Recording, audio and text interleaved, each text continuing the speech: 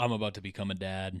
And to be completely real and honest, I've never been more scared, but also at the same time more ready for anything in my entire life. There's this moment that hits you when you realize like you're really about to be somebody's dad or somebody's father, really, truly. That is the right word, as a father. And it's not just a new title, it's like an entire identity shift that you go through for this whole 9 months leading up to your child arriving. And, you have this desire that you don't want to just show up. You want to lead, you want to provide, you want to protect and raise a son in a world that is really confused about what a man is, and that's scary.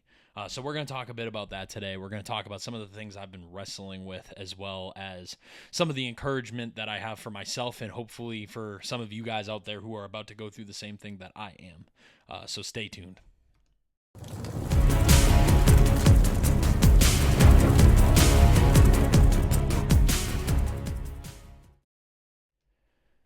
Hello, everybody. Welcome to another episode of Better Men Daily.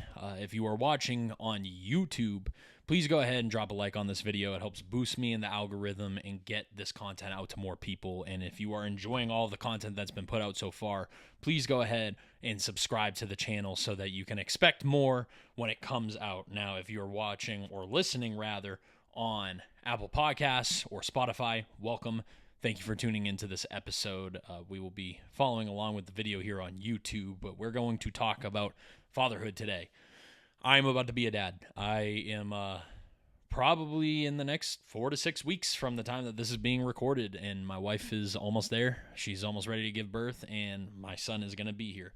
His name's John, and we've already kind of, in a weird way, learned so much about him, but I'm here to talk today specifically about my fears with fatherhood, to just be completely real. I'm not going to sit here and act like I'm this macho, bravado man that has no fears about being a dad. Honestly, there's a lot of things that I'm wrestling with, and we're going to talk a little bit about those today. We're going to talk about what I've been feeling and the questions I've been asking myself, and sort of the commitment that I'm going to put out there and give to my son and encourage myself with, and hopefully you guys will also find some aid in this, because I'm sure that I'm not the only person feeling these things. So we're going to talk about a couple different questions that I've been asking myself, and we're going to sort of elaborate and kind of explain why I'm feeling the things I'm feeling, and we're just going to have one of those real honest and raw videos. Like I said, this channel is not meant to be a preachy channel of I am the perfect man and I'm like alpha testosterone and you guys need to do exactly as I do if you want to have a successful life. This is more field reports, field notes. I'm out there in the field with you guys, and I'm just reporting my findings. And that's sort of what this video is going to be. There's not going to necessarily be a whole lot of like pointed tips and advice in this, because obviously I'm not a dad yet either. I'm anticipating this.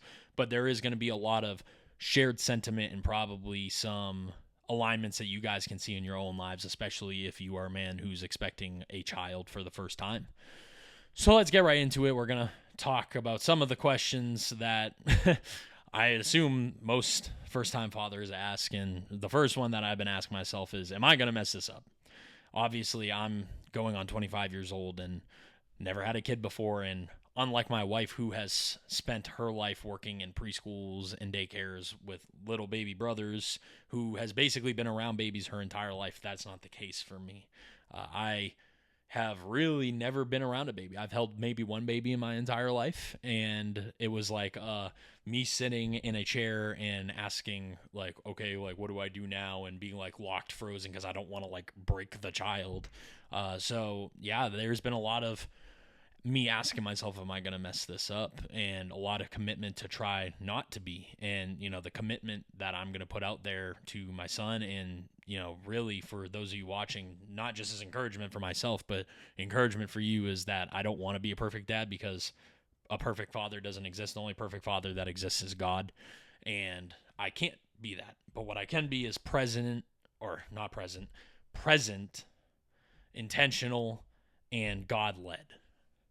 Now, those are the keys that I'm going to try to lead with, and focusing on trying to better myself as a father and obviously as a husband and a man in general. And that's kind of what I've been telling myself to encourage me when I'm going through this. Am I going to mess up as a first-time father? Like, honestly, the truth is probably.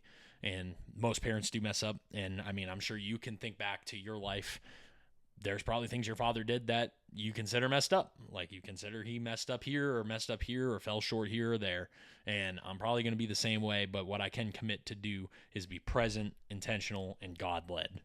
The second question that I have here that I have been asking myself a lot is, am I going to repeat the same mistakes that my parents made that I swore I wouldn't make? Now, obviously, if you grew up in an American household with two parents and you had a dad, like I just mentioned, it's probably likely that your father did some things that were messed up and did some things where he fell short, and you've grown up telling yourself, I'm not going to make those same mistakes. I'm going to do things differently.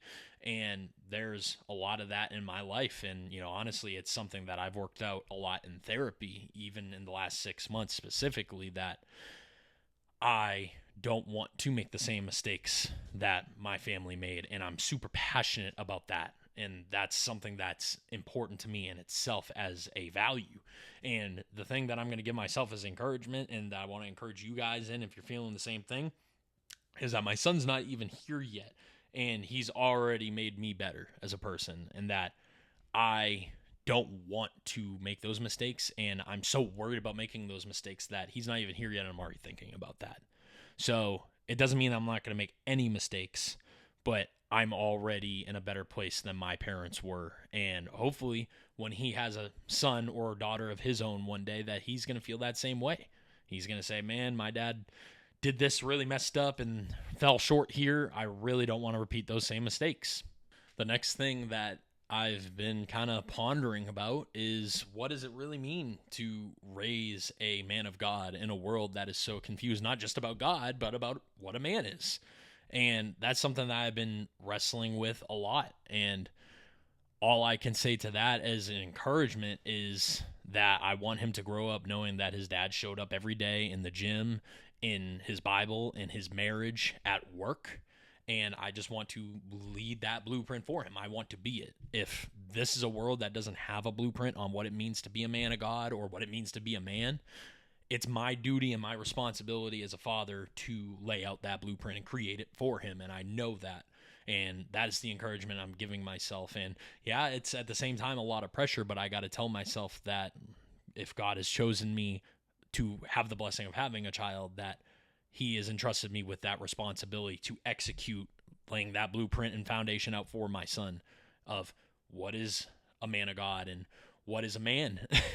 And like I said earlier, like those are going to be the things that I want to do. I want to be intentional. I want to be present, and I want to be led by God and make sure that God is at the center of his life, because it really wasn't in mine when I was growing up. That wasn't something that was of value in my household. And when I sit here and think about the arrival of my son, and I think about what's coming in the next 6 months to 18 years, really, I look and reflect at how much has changed in my life since I found out that I was going to have a son. And my priorities have shifted, my mindset's sharper, my drive is deeper. I have committed to bettering myself in all of my health, and that's physical, mental, and spiritual. And he was really the catalyst for that. So I need to continue to just tell myself that this is going to be a lifelong process, but he's really driven me even to the point where I'm at now, where I have been so driven and so engorged in just bettering myself as a man that it led me to start this channel and to start Better Men Daily.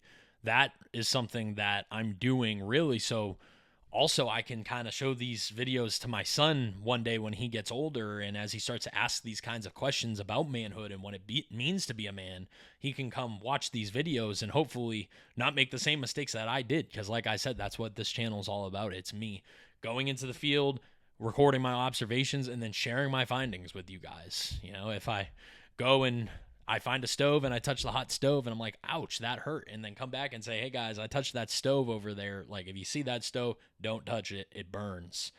That's kind of the goal of this channel. And that's kind of the goal of this, not just for you guys, but for my son as well. He's a main motivating factor. So, to every guy out there who is in my situation, who is young and trying to just make his way through this world and is about to be a dad, I get it. The fear, the pressure, the worry of what am I going to do right and wrong, the weight of the whole thing in general.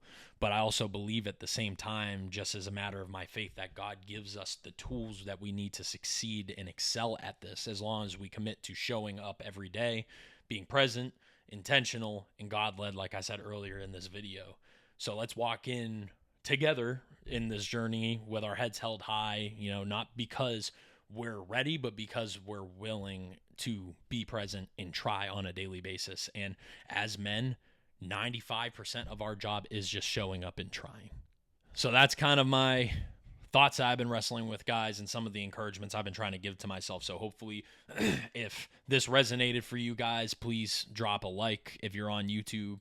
And if you guys are feeling like you're getting a lot out of this content, please go ahead and subscribe as well. And if you're listening on Apple Podcasts or on Spotify, please go ahead and follow if you guys are enjoying this content. But we're trying to build a community of men raising the next generation right. I am from Gen Z, and unfortunately, there hasn't been a lot of emphasis on manhood at all in this generation. So as you can imagine, when I found out I was having a boy, I kind of was like, okay, well, I'm on my own.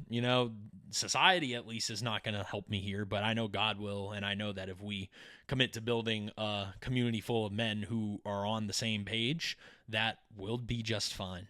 So that's going to be it for this video, guys, or this episode, depending on if you're watching or listening. Thank you for tuning in once again, and we will see you in the next episode. Take care.